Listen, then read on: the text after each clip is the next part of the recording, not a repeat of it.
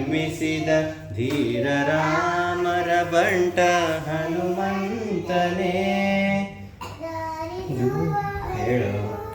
ದಾರಿಯನೇ ನಿರ್ಮಿಸಿದ ಧೀರ ರಾಮರ ಬಂಟ ಹನುಮಂತನೇ.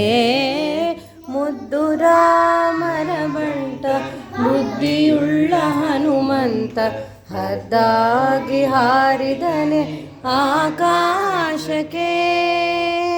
ಸೀತಾದೇವಮ್ಮನಿಗೆ ಪ್ರೀತಿಯ ಬಂಟನಾದ ಮುಖ್ಯ ಪ್ರಾಣ ಹಯವದನನ ದೂತನೇ.